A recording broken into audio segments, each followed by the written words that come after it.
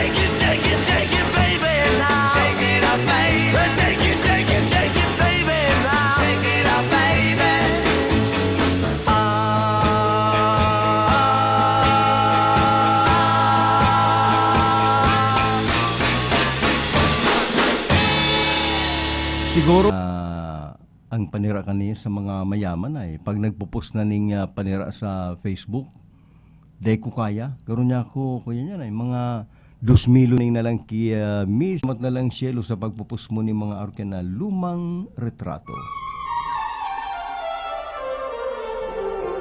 All alone am I ever since your goodbye.